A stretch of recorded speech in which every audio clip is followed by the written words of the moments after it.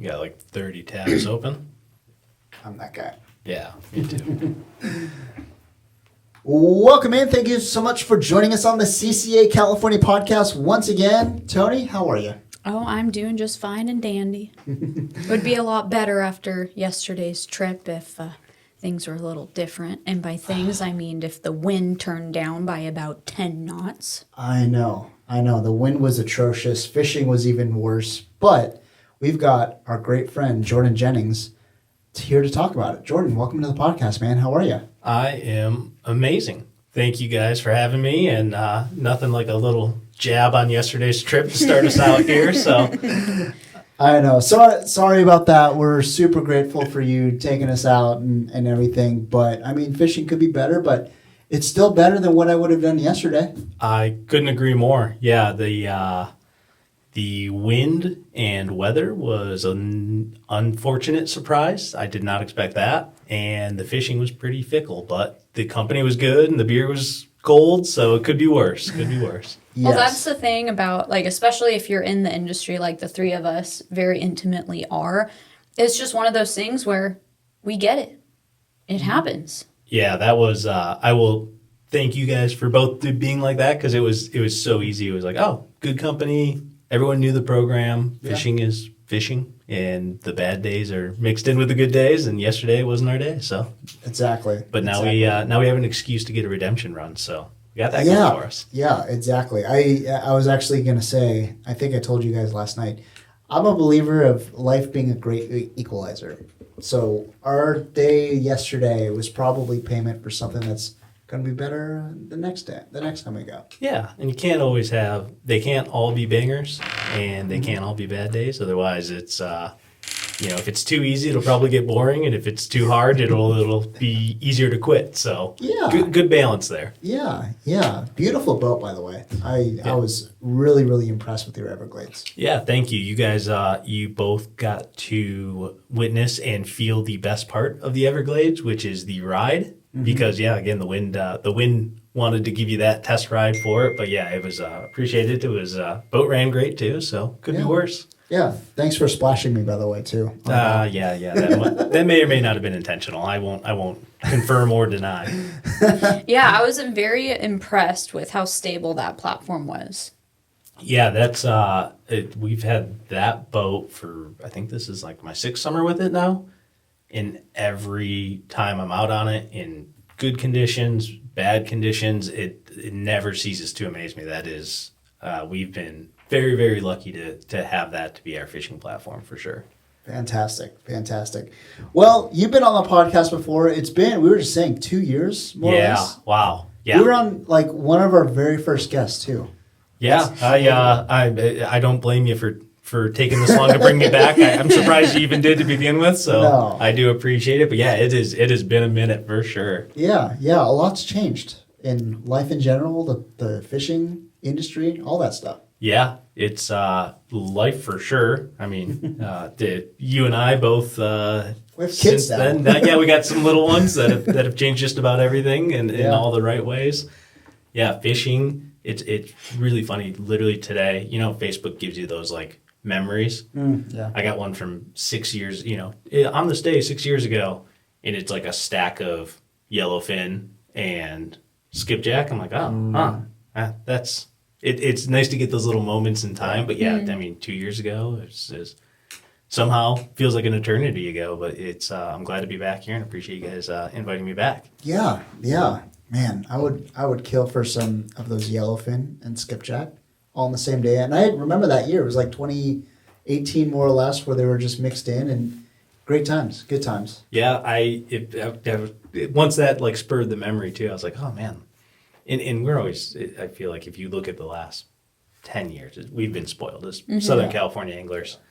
But like those were I remember that year specifically. It felt like there were so many skipjack that your biggest problem, at least on a private boat, was I'm going to burn through all my bait because I'm going to catch 1,000 skipjack before I can get to the yellowfin. So you got to pull out some. It's funny to like relive those memories and be like, oh, what did I do? What was the trick that I did to get through that, or what was that day like? It's fun little memories of where we were as a fishery and what we were doing then versus our day yesterday and how different this year's been than the past. Yeah, yeah. I mean, those experiences like yesterday, and even the good experiences too, to where I've kind of learned throughout, the last couple of years to where, okay, I have to like sit and take a beat just to kind of sit back and just kind of enjoy this for a second. Because being on the water, being on a boat, everything's going great, especially during a yellowfin bite where like, you've got 4 or 5 guys hooked up all at the same time, small platform,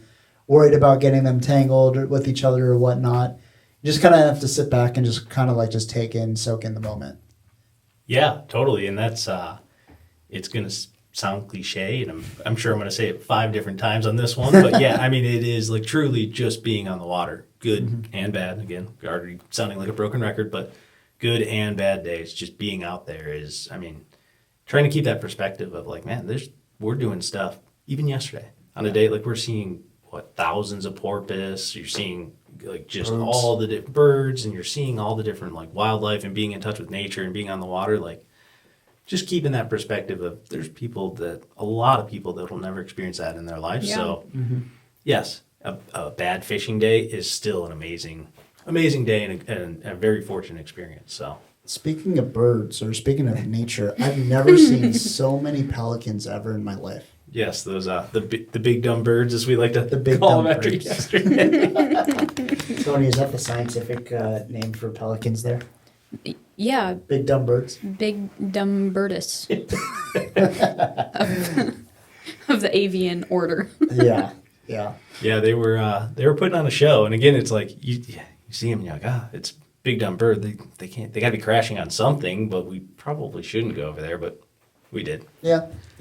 Yeah, and like you as anglers, you all know, if you see a flock of pelican, you're not going over there. There's nothing over there. They're just bait that's chilling underneath. But the competitive Southern California offshore bluefin fishery-based fishermen that we all are, what do? We go, let's go look. Yeah. Maybe. Couldn't help ourselves. Had Maybe. Had to just check it out. It's called curiosity. Yeah. Yep. Holding out for that 0.001 chance that there's bluefin or something game fish underneath it. Yeah, but you know what? That is what's the old saying? You strike out on every opportunity you don't take. Mm-hmm. So I'm a big proponent of, and like the dolphins that we saw when we were going out in the morning. They were doing the right things. They had some birds over them, but I mean, I haven't heard very many reports of tuna under dolphin, but you know what? It's why not? A couple 100-yard jog. Let's go over there. Let's look at it. Mm-hmm. As soon as we get in front of them and slow down, we mark tuna. I'm like, wait, what? Like, yeah. Okay. And none of us were prepared, of course. So none of us were expecting it. But yeah, that's it was one of those days, but fun. Yeah. Well, for those that don't, we know you because we're friends, but for those that don't know you, tell us a little bit about yourself, your background, what you do, and your role in the industry, man.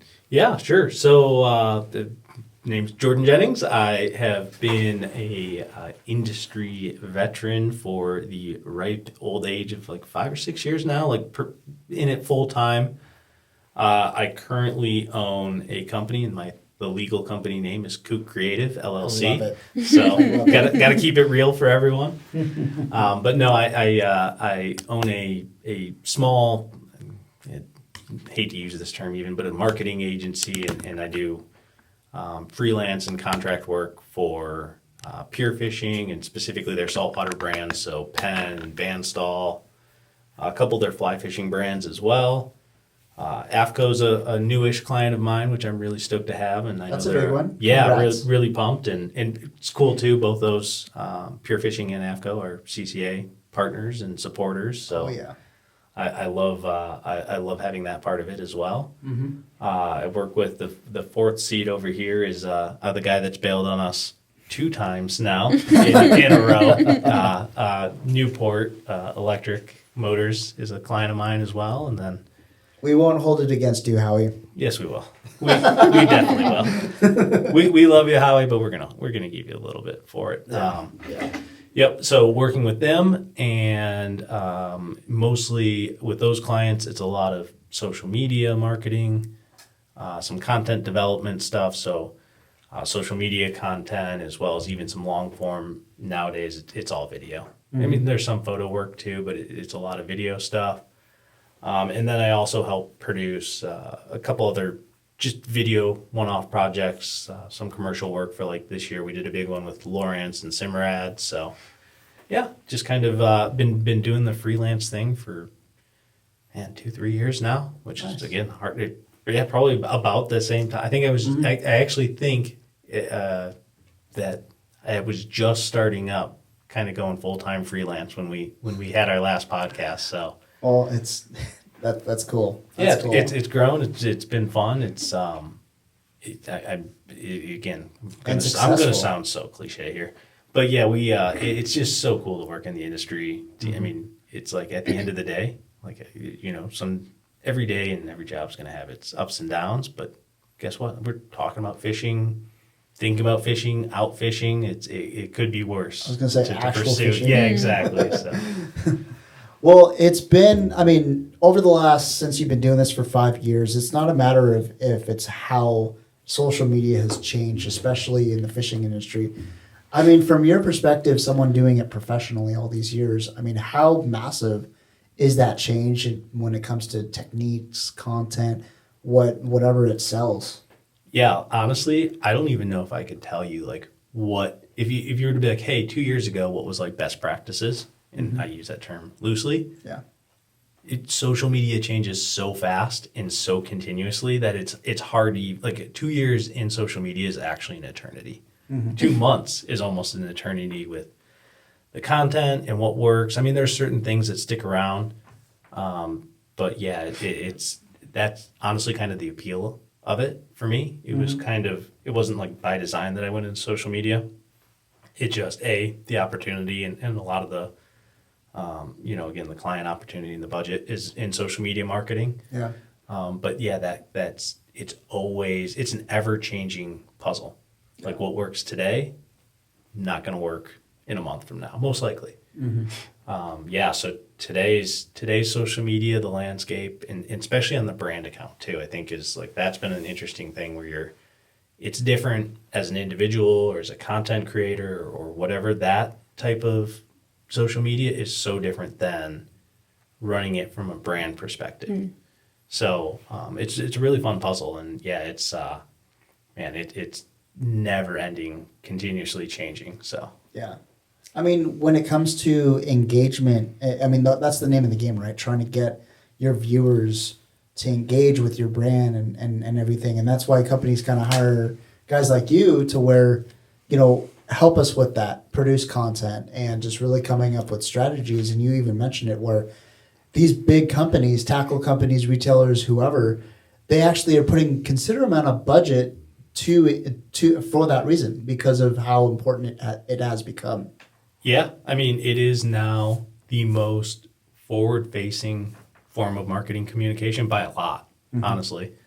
It's shifted from traditional media and some print. This is hopefully no big surprise to anyone, but yeah, I mean, a lot of what worked, 5, 6, 10 years ago, even on the digital side, is changed quite a bit as far as that. So social media specifically has really kind of been it is that most forward-facing form of communicating with your customers, and that it's kind of grown the importance of it. I think a lot of brands and companies have said, I think everyone nowadays universally understands social media is important. There's no argument. No argument there.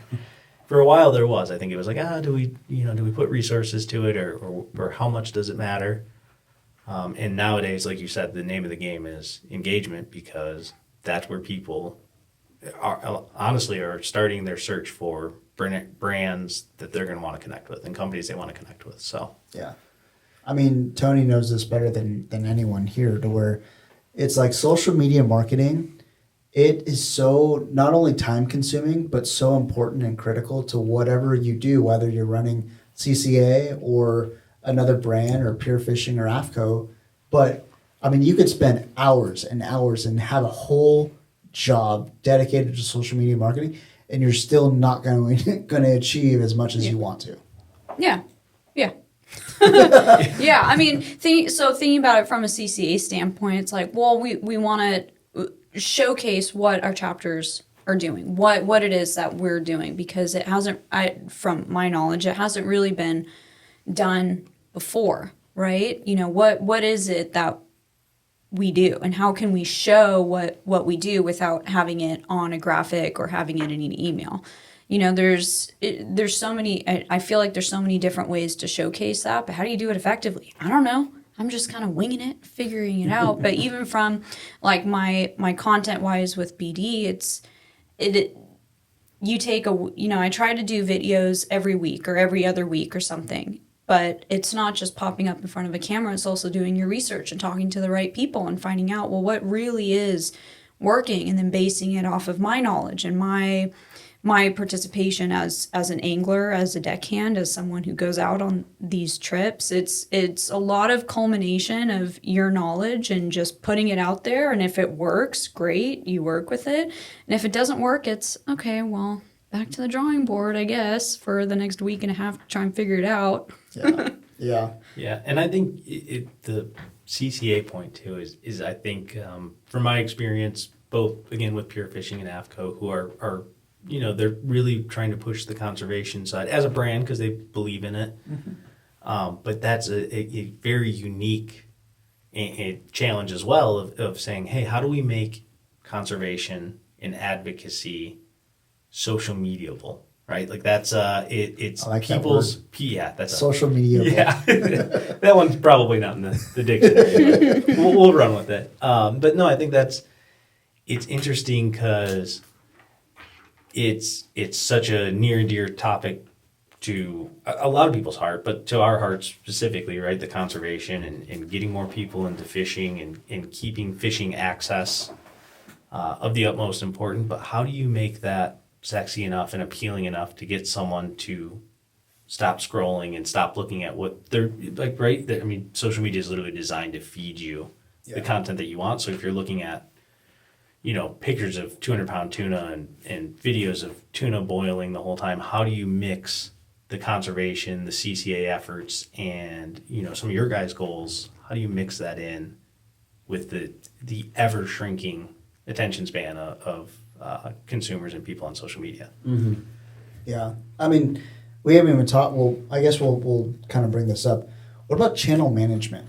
I mean, there's so many different channels to where, you have Facebook and Instagram and YouTube and now TikTok and all these other different opportunities. I mean, how does it kind of all fits together and all that? But you also have, I've noticed you hit different crowds with each channel. Yeah, honestly, that is part of the evolution, part of the change of it is being, call it good or having a good social media presence used to be, and some of this hasn't changed, right? Consistent posting is all part of it.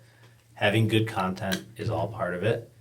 But now to the next level is, okay, what might be really good content on Instagram isn't necessarily good content on Facebook or on YouTube or on TikTok. Like each one now kind of demand, like to really do it right. And this is where what you were saying, and I can tell you this for a fact. When I sell or when I talk to new clients, I am solving one of two things for them.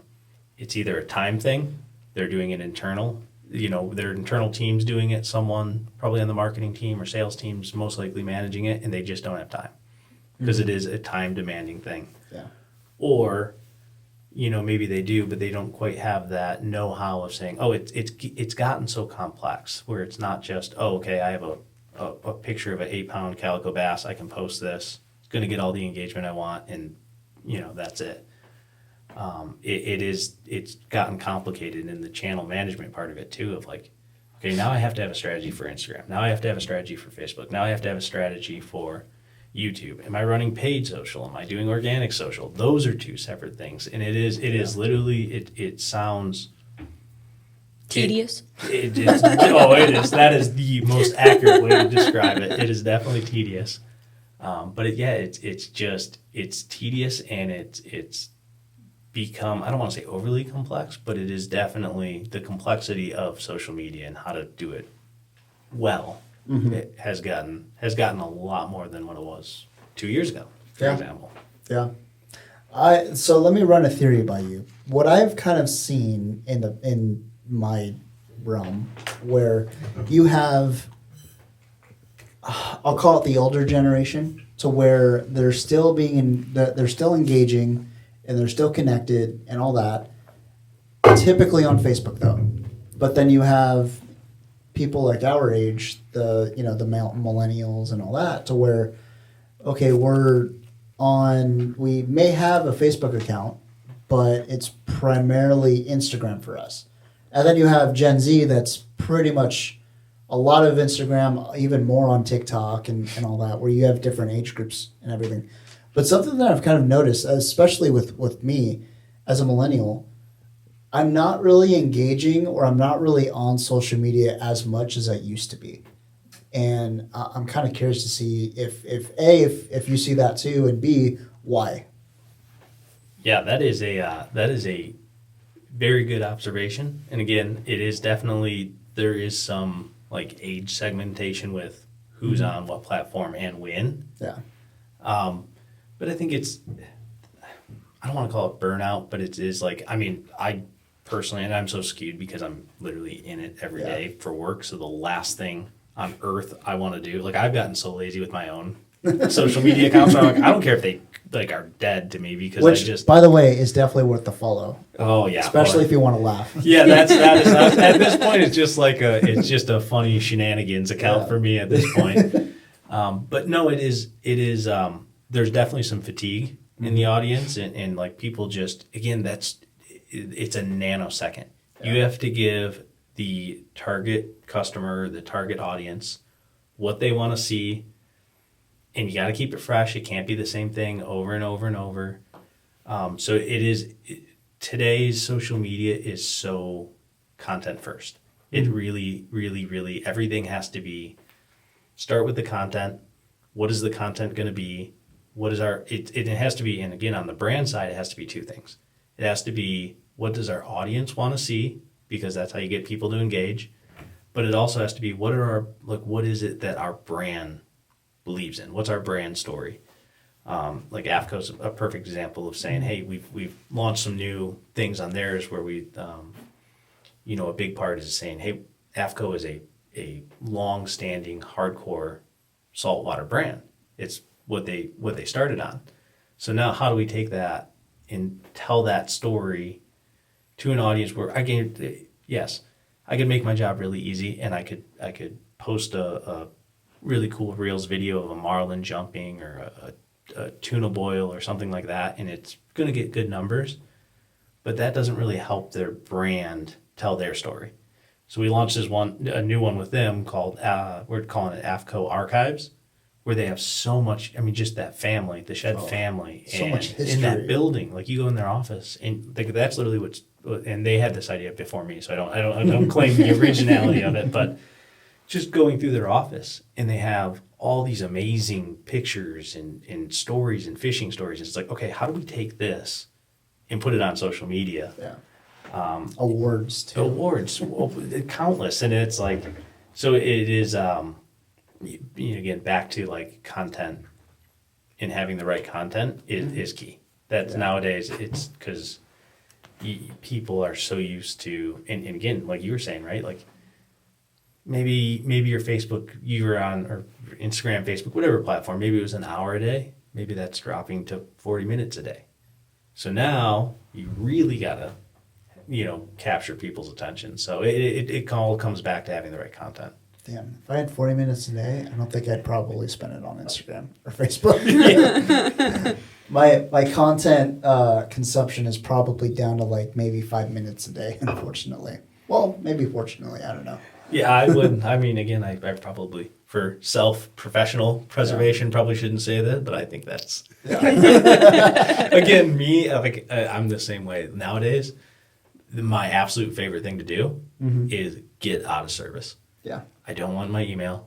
Actually, Zolio is the saving grace, because I love like texting. Great. I want to talk to people, but like if I don't have to have email, I don't have to have social media. Like those are my favorite days, when I just don't have service all day long. Yeah. Like on a boat, like on a boat. That's it, and that's again circling all the way back to that Yeah. original cliche of like just being out there and being disconnected is, for me, honestly, nowadays it's like that's 80% of the happiness. Yeah. Fishing and catching fish and having good company minus Howie who bailed.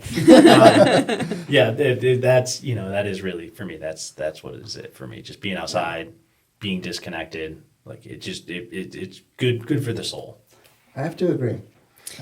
Yeah, I mean that was probably one of my favorite things, being out on the water almost every single day the last handful of years, prior to Starlink coming out, of course. But just being able to just know that I don't have service all day. I don't need my phone. I'm gonna be working and fishing all day anyways. Like that sense of disconnect. I mean, my stress level was down in certain aspects. It was high when you're working, but being able to just ditch the phone, do your thing, be out with nature, be out fishing, be out on the water, appreciate the good days and the bad days you appreciate too, to a certain extent.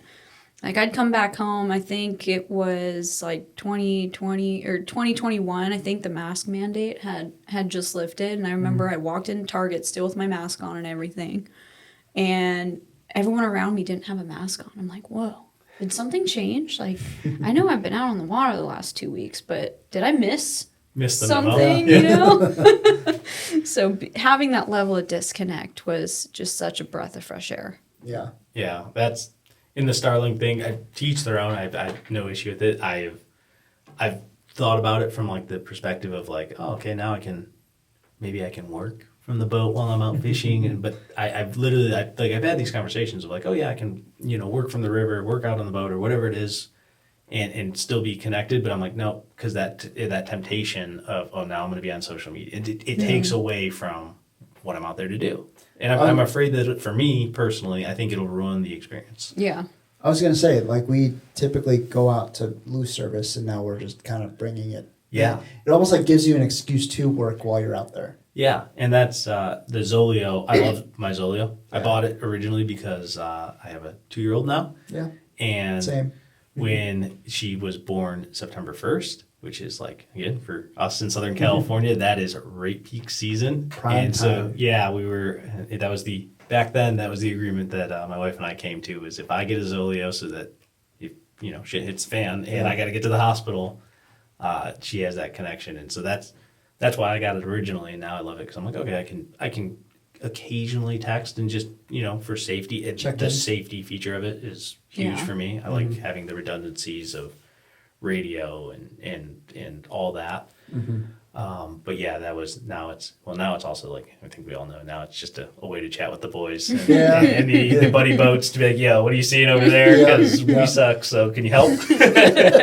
Oh, that's speaking for myself, and Yeah. there's a few people that will probably listen to this and be like, yeah, that guy hits me up for that all the time. sorry, Brandon.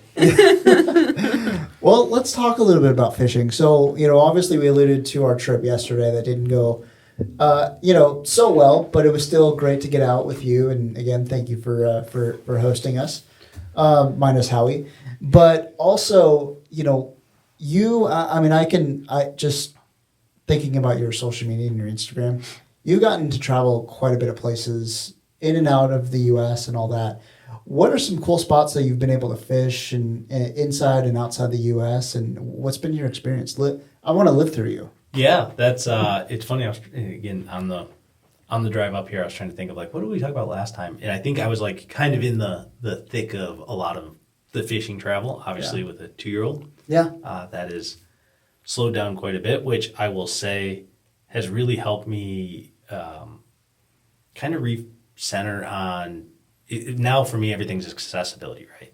Like, how can I get on the water that's, reasonably easy? So like getting in the last couple of years, getting a little more reconnected and spending more time at home, or we spent the summer up in Montana doing a lot of fly fishing and that's been fun. But the travel trips, like just to like, I'll give you top 3 just to be that guy. I will say the Florida Keys is always any excuse, and I'll go to Miami Boat Show or Fort Lauderdale Boat Show every time, and I make it a point to add a couple days to go down to the Keys, and got some good friends and colleagues that live down there, so I'm very spoiled that I can get on a boat pretty easily. We're hanging out with you during ICAST. Yeah, you definitely should, because there's a few of the boats that we get out on are absolute sticks, and Nice. like that fishery is just, again, I bet you this is going to be a broken record from the last one, but it is so diverse. Anything you want to fish, they have so a day like yesterday for us would have been a prime example of where the Florida Keys shines, where like if they're not seeing what they want to see, we have to kind of grind it out. Like it's a lot of times, you have you always have a plan B for the most part when you're out there. But Like that rock plan, fishing. but that plan, which we didn't do, by the way. Yeah, I was gonna say. we definitely did the grind it out thing to a T, maybe to a fault, but It's okay. but yeah, that's the Keys is so nice because it's like, man, it's if they're going, let's say they're just going offshore for tuna, and the tuna bite's not happening, no problem. We're gonna bounce to this wreck and do some snapper fishing or some grouper fishing. There's just so much diversity, so many options. If the weather's bad, no problem. We can bounce, on the Gulf side or on the Atlantic side or whatever. There's a lot of options and a lot of diversity to that fishery.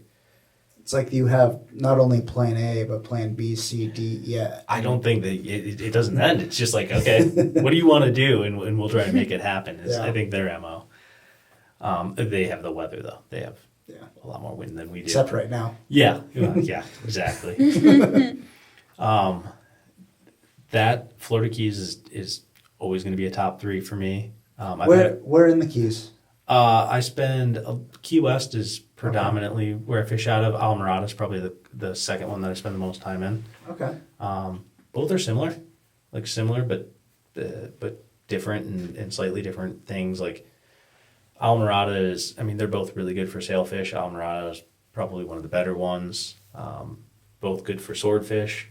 And again, Alamorada is probably just a little more. You get like Captain Nick Stanzik, who is the swordfish guru. They run out of there. So typically Key West or Alamorada have been my go-to. There's more I want to see, like some of those upper keys too, and some of the what I really have gotten into now is I want to do some more of the like backwater, like go do some bone fishing and tarpon fishing and kind of like that really skinny water stuff that we have we don't have anything even like it there. Yeah. So yeah, that's the Keys is a good one. I would say Baja, and my father-in-law just built a house down in Briales. Oh, nice. So very, very stoked to have a little bit of a second home base. I was gonna say. Yeah. So, I've been very lucky to like Bay of LA. The place is amazing. Mm-hmm.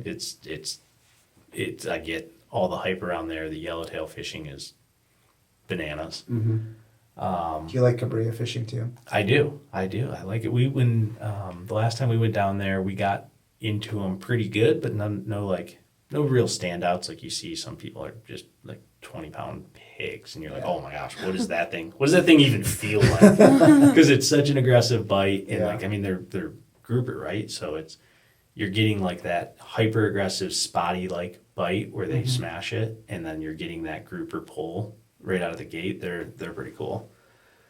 And then I've done the Mag Bay thing once, dying to get back down there because that is any and all the hype. And if you want to do marlin fishing, which the marlin fishing is anything that you've ever seen, and you go down there and you witness it firsthand, you're like, how is this real? Yeah. And like also there was a couple days where we were like driving away from spots because there was so many Dorado, which again, like it sounds ridiculous because like a lot of people that's a lifetime fish for them. We're driving away because we're burning through our bait because these things we can't get away from. It's like the skipjack situation earlier. Exactly. keeping that in the moment, you have no perspective. You're like, oh, F these things. They're a nuisance. But yeah, then you look back, you're like, oh, that's pretty wild that it was that good of fishing. Mm-hmm. It's, man, you just threw me off with the driving away from Dorado comment. It's crazy. Yeah, it's that was one of those ones where it's like, because I love Dorado. They're like to me they're like the ultimate game fish. Yeah, they're fun to catch, good eating. No fish is prettier. Like they do it all. But yeah, that day that trip, we were like, okay, these things can go on. Is Mag Bay a little, like, for you, is that a little, well, I guess this is a stupid question considering where you've driven to, but is Mag Bay a little too far to drive for in your mind, or are you flying down? So I will say the way that I've done Mag Bay once, the way I did it was a very, like for a first timer, probably a little ridiculous. I know it's pretty common for a lot of people, but we flew to Cabo. I went with Ali, his good buddy Dave Downing, and then like a really good buddy of his, Jake. So the four of us flew to Cabo, picked up his and his partner's 35-foot Cabo. It was like literally they were taking delivery of it. Nice. So they'd run through it. Boat's amazing. That is 35-foot Cabo fly bridge. It's a good boat. My absolute dream boat. Yeah. That thing was unreal.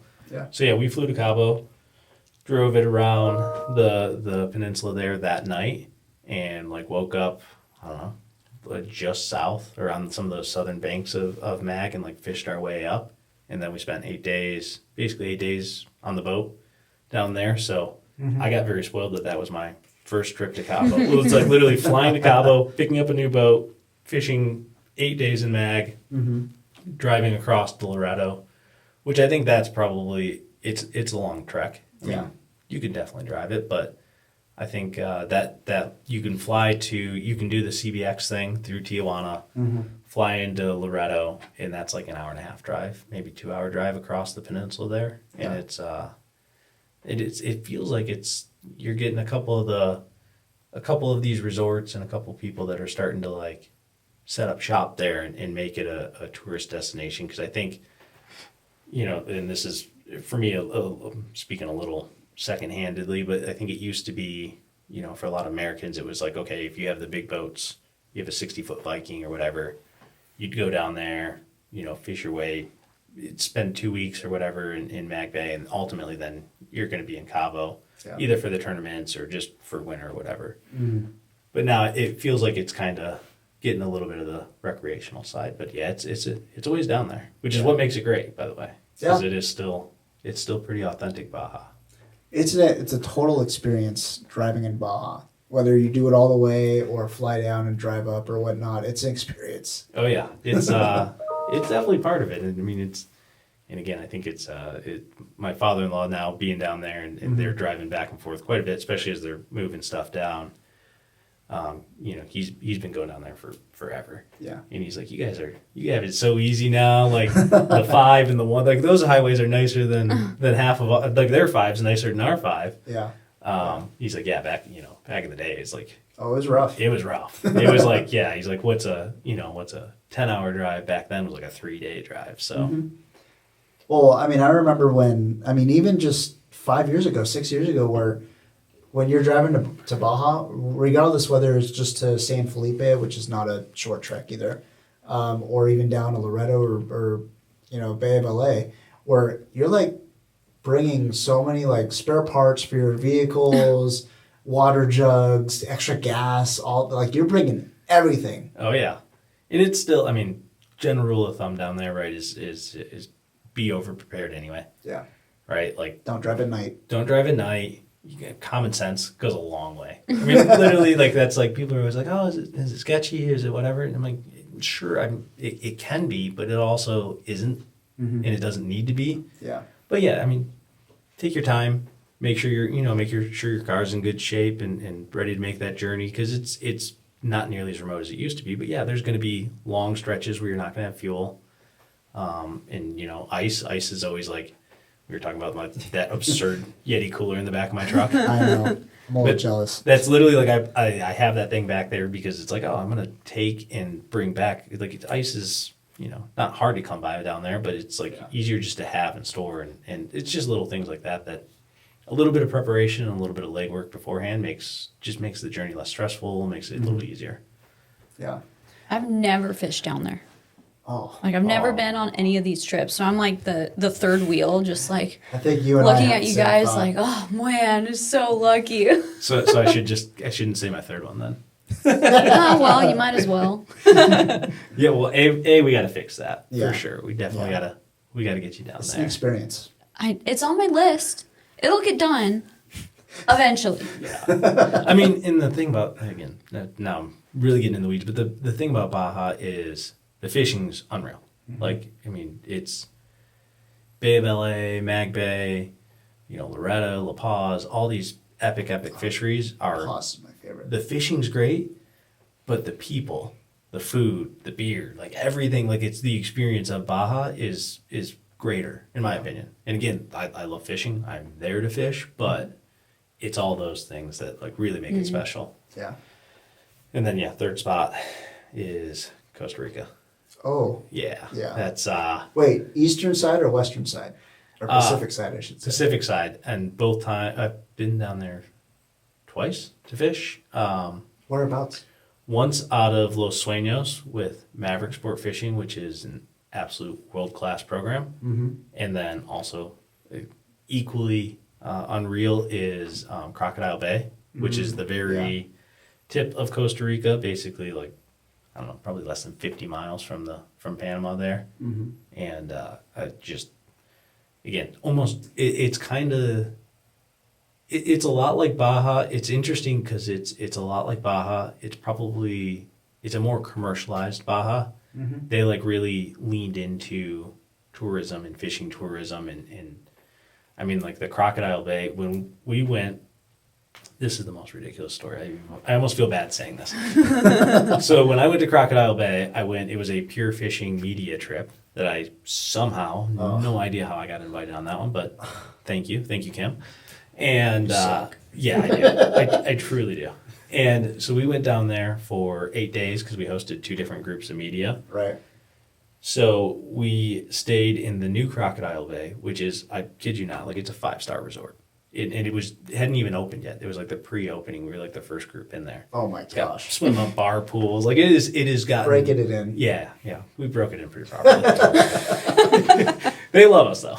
Yeah. But it's like, it's funny because the things I love about Baja is a little bit of that remoteness, the ruggedness of it. To me, that's what I like about Baja. Mm-hmm. If that's a little, I don't know, if that's not your speed, and like maybe you're going with a family, and that's also, now I have a different perspective where it's like, okay, if I were taking my family and I want to go fishing, and again, it's going to be costly. It's not accessible necessarily, but I want to go to, like, you can go down there, have pools, like it's nice resorts. Same with Los Sueños is incredible accommodations. They're all run like pristine sport fishers.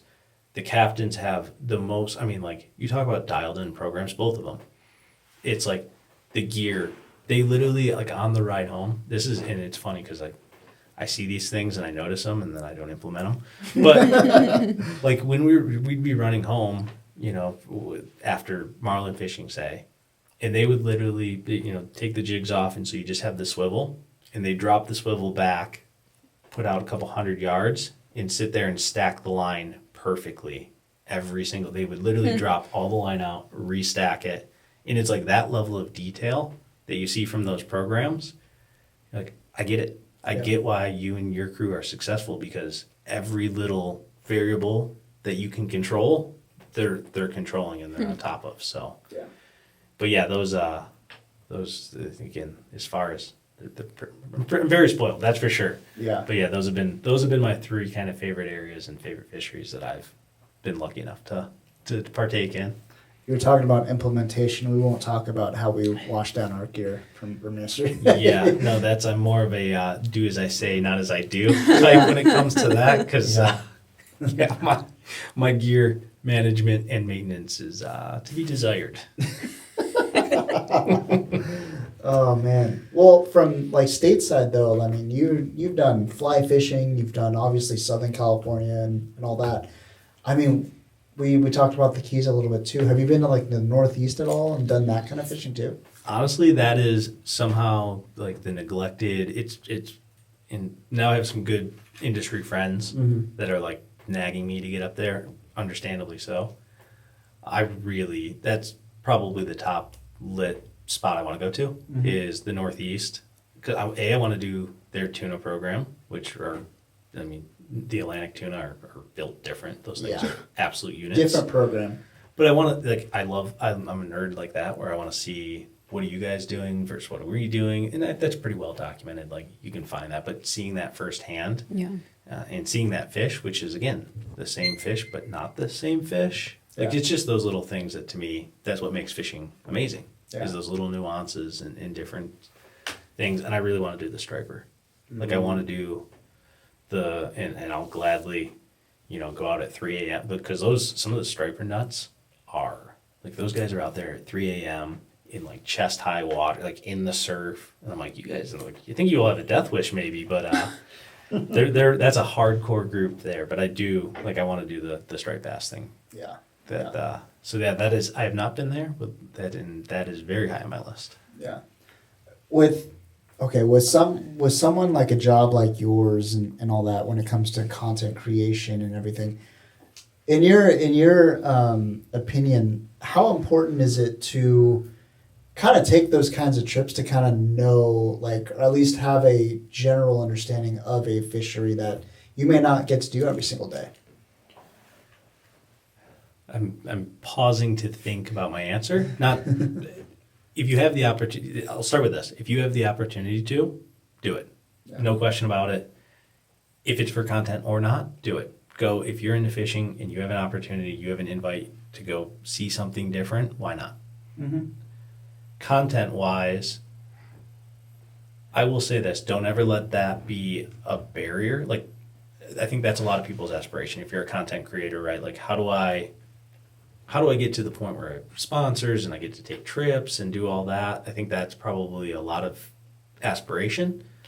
And I think that's a great thing. I'm all for traveling and doing it. Don't ever let it be a barrier. Like, I mean, own your niche. I think that's one of the, if you're a content creator and you're kind of figuring out how to, like, just start somewhere and kind of, start at home and kind of start to own your niche and just, work on your craft of what your content might be. The biggest buzzword of all time right now is authenticity. But take the buzzword aspect out of it. Like, just get on the water, start fishing, put your own spin on it, whether that's be like, for me, when I started out even doing my own content creation, it was like, hey, I'm to this day, and if I'm never not, you all have permission to throat chop me. But to this day, I'm the biggest kook on the water. I will gladly raise my hand and be that guy. But that's like just that journey, that learning. That was my angle, right? Was like, hey, I don't know what I'm doing. I'll gladly admit I don't know what I'm doing, but I'm happy to kind of take you through that process with me.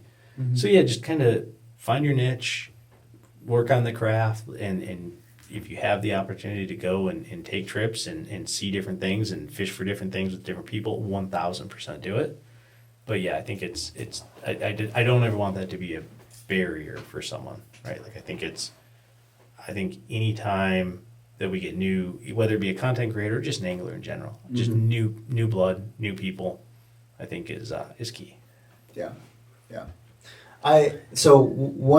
One interesting question that I kind of want to throw out there, which may or may not apply, but I'll do it anyway. So we've heard a lot about AI in the last year or so. Whether content or fishing or not or whatnot, what role have you seen AI kind of play, amongst all of us, and what it could be doing right now that we just may not be aware of? That's a great question. I honestly, I think I need to learn more on AI in general, but in how it's being implemented. There's no doubt it is. There's no doubt it will be.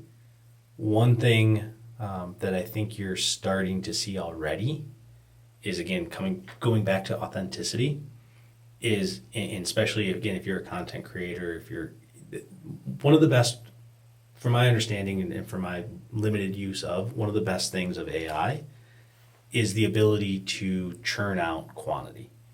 I mean, you literally plug in one sentence, one command, and it gives you what you want. Mm-hmm.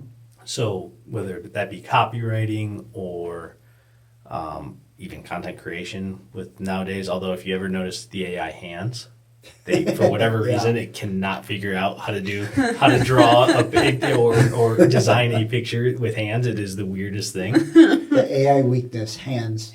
I swear. Go look it up, and it's like almost like the Star Trek, Like they always like it's always the weirdest thing Yeah. because everything else is such a vivid detail, and then the hands are just Yeah. Ricky Bobby. But no, I think it's still so raw in how it's being used. I think it's going to be used. It probably should be to some extent, right? Like why not? It's going to be a new technology, a new tool. Yeah. I think the biggest thing on the content side, and you're starting to feel it already, is both brands and audiences are a little. You just have to be authentic. Again, that's such a buzzword nowadays, but like people are really sensitive to BS. Yeah. And I think if you're using AI and it's coming off as such, where it's like, oh, you're just creating content to create content, or you're just writing copy to write copy that, sure, maybe it's just a placeholder or whatever. I think you're going to start seeing that being a separating thing. I think that's my prediction, is that you'll start seeing on the content creation side is okay, the people that are doing it and really kind of owning the craft are still going to be authentic, and they're still going to put out what they want to put out that's them, and you're going to be able to feel that versus what might be AI generated, and you're like, oh, I don't know if that's the right. People are really sensitive to like tone of voice. Yeah. Is like another kind of thing to think about, especially from the brand. Like each brand has its own brand tone, and like that is very nuanced. You would never think about it, but even like writing captions, like I do not use AI for caption writing at all, and I think the brands I would work with would be offended if I did, because they honestly, like, it's such a big important thing for them to have the right tone Yeah. in the way they're speaking about the content and the way they're speaking about their brand. So I don't know, it'll be interesting. It's definitely here to stay. It's not going anywhere. I mean, it's so raw. Like it'll be interesting to see what, if any, legal implications come down from like. Is there like you don't know, but Yeah. it'll be interesting. It'll be an interesting ride for sure. So It's almost like too new to kind of really understand like what the effects of it that are going to be down the road. yeah, I mean that's me personally, like on the business side of things, I don't, in the work that I'm putting out for the companies that are my clients, I don't use it at all. But like on the back end of my business, like there's some new bookkeeping tool that I use. I hate bookkeeping, hate it, absolutely. Which is funny because I'm a numbers guy at heart. Like Yeah. I do like looking at numbers and not trying to understand them. Hate logging them and hate hate having to track them. Data entry. Yeah, so I think like again, even on the social media side, that could be. I think we're going to start seeing some really robust reporting that's AI generated, where it's like, hey. Which that's the part that I do like about it, is like, okay, if you're an average, because data and metrics mean a lot. If you're a content creator, pro tip is be ready to speak to and understand what level of engagement you're getting from your audience, and what that means and what that might mean to brands that you want to work with is hyper important. I think AI is going to help maybe make that learning curve a little easier especially again for content creators that want to work with brands. I think that could be a cool use of it, where it's like, hey, I think AI is going to be able to be like, here's your numbers, here's what they mean. Yeah. Do you have any new and exciting projects coming up for either the tail end of this year or early next year or whatnot? I luckily, I'm hoping, knock on wood, that like it's, for me, it's always like summer is chaos. Yeah. It's like you're in production mode. I think, was it my June? I don't know. It was either my May or my June where I was home for 2 of 30 days, which with having a kid sucks. I genuinely like, I don't like being away from home now. I never was a homebody. Now I'm a very big homebody. I can relate. So yeah, summer's typically my chaos, where you're like in production and doing shoots and all that. So a lot of that stuff is either out or wrapping up right now. And then there's some cool pen stuff that's coming out soon. Probably, I don't know at what time this podcast will go live, but probably like not a few weeks outside of that I think will be good. Okay. With pen this was a big product launch year with the Fathom Electric, which shameless plug. Well, and I can say this authentically. That is, if you are in the market for a kite reel, and you are big on kite fishing, that thing is a game changer because comes with a battery. Oh, really? Yes. So you don't have to have a cord. You don't have to have an external battery. It comes prepackaged with a battery. That is a game changer. So any kite fisherman, this is my shameless meal ticket for my Penn folks here. Is honestly no, and it's got a level line. It's a phenomenal reel. So they drop that again for our applications. It's kite fishing for Florida and whatnot. It's a lot of the deep dropping stuff. Also deep dropping cod here as well. So that was a big one, and then their bread and butter product is the Battle series, which is spinning reel and spinning combo, and they just re-upped that, and that literally went live this week. So Nice. Product launches that's a lot of work. There's like you mean hopefully you're seeing it as a consumer and you're like, oh, that looks and feels cool. That's a lot of hard work. I mean, I think I have the easiest part where I'm pressing play and kind of just saying, hey, it's here, and making it look cool. Yeah. There's a lot that goes into that. How has the social media aspect influenced like the supply and demand of different companies? I mean, think about a handful of years ago, it was, we need to make this new reel out of necessity, or we noticed this bearing wasn't right, and if we do this, and then the reel gets better, and maybe we got to increase the torque, whatever. So how, if any, has people's influence in social media influenced the reality of, people are saying they really want this product or they want this to be changed. Now we have to change it because we see it. That is a really good question, and I'll give you one like generic answer, and then I can give you one tangible sample. As a whole, I think it puts more pressures on companies to be innovative and to keep new stuff coming. And I think it also, I mean, this is no surprise to anyone, if you have a miss or you have a product issue, it seems like nowadays first thing people do is they run to social media to voice that. And again, right or wrong, it's just the way that it is. So I will say it puts pressure on companies to stay fresh, to keep new gear out there, to keep people, brand loyal. Brand loyalty, I think, is probably harder today than ever. Yeah. Because there's a lot of choices and there's a lot of social media people that can, and brands that can kind of come, pop up and make a splash. So I think it puts pressures on the company to stay current, stay fresh, stay innovative, while also making sure they don't have a big quality control snafu, because man, nowadays you'll get lit up so fast on social media if you have a big miss, and then which everyone's going to, right? The response aspect of that is the biggest thing. Yeah. Is if you have a miss in your company, like, okay, that happens, and people will understand that happens, but how you respond to it is so under the magnifying glass, and specifically on social media.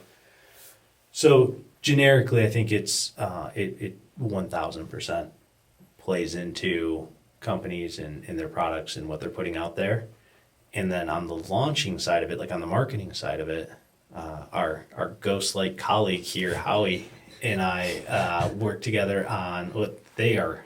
Man, Newport have they dropped like 5 new products this year? Yeah. Well, they just had that NS130 Yeah, the drop. inflatable skin. Yeah. Man, they are just cranking out, and they haven't missed, so they're killing it. Yeah. But yeah, like at ICAST, well, even actually, let's rewind before ICAST. They did a big update on their flagship product, which is the NK 180 kayak trolling motor. They did a pro version of it, bigger, badder, quieter, faster, farther, all that. And we did a big with their content partners. They did all these video series and how we produced them all, and they all turned out great. And we did this big social media like blitz on, hey, the new NK 180 Pro. It sold out in an hour. Jeez. Yeah, it was like, it wasn't all social media. They did a very good job. Josh and Howie and the marketing team there did a very good job of having a full go-to-market plan. But yeah, it sold out immediately, and then they got restocks, and that sold out I don't know, pretty quickly, but luckily at that point they were on the supply and demand side. It adjusted a little bit. I think product supply and demand, just like that, has COVID really, like that's been an absolute, like COVID hit, everything stopped, and then so it's like, and everyone's like, oh, you know, initially it's like, oh, panic mode, right? If you're manufacturing, all your manufacturing stopped, you have no idea how consumers are gonna, in what we saw, this again, probably not news to anyone, but what we saw in fishing is a massive, massive spike of new anglers. Everyone who was in fishing wanted to get on the water, and anyone who was interested in fishing now had the perfect excuse to really get in the sport. Yeah. So you had this crazy, crazy lag of like manufacturing stopped and was slow to start up, and you had this huge spike in demand. So that threw off really kind of that whole year, 2020? Yeah. And that bled into 2021 with, you know, they were just trying to play catch up, and the demand was not slowing down. This year, a little bit last year too, this year for sure, you're seeing it I'll say normalize. I think it's slower. It's definitely slower than the last couple of years. So Yeah. it's, you know, relative to the last 3 years, it's a down year, but I think it's more of a normal year where it's like, okay, the supply's sorted itself mostly. The demand has it has slowed, but not to like an alarming rate, just to a point of probably more normal year. So. Yeah. You know, that was going to be my last question to where, you know, when someone, the buzzword is going viral and all that. When a product goes viral, especially, we see it all the time on TikTok and others where, oh, this new TikTok trend of, you know, this brand new product at Costco or something like that. And then it's all sold out everywhere. Have you seen that happen in the fishing industry at all? You know who's done a really good job of it? And it Turtle Box. Yeah. Like, they came out of nowhere. Mm-hmm. Maybe not nowhere, but like, and they hit everything right. By the way, a new sponsor of CCA. There you go. Look Yeah. at that was an unintentional shameless plug for them, and nailed it. No, but they have an awesome product, and again, you should have waited till I said all the good things about them. I know. Because now people are gonna be like, oh man, he's on the plate. I got excited. I jumped the gun. We're just Yeah. capitalizing on the pure authenticity aspect Yeah, of, you know. yeah, exactly. We're being authentic. Yeah, that'll be the title of this podcast, the most overused term. Yeah.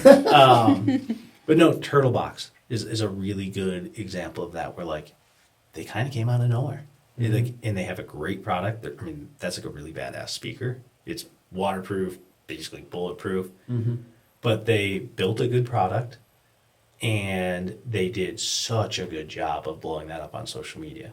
With just, I mean, they're like, to me, they're one of the gold standards for this year of who's done social media right and who's done content right. Go look up Turtle Box.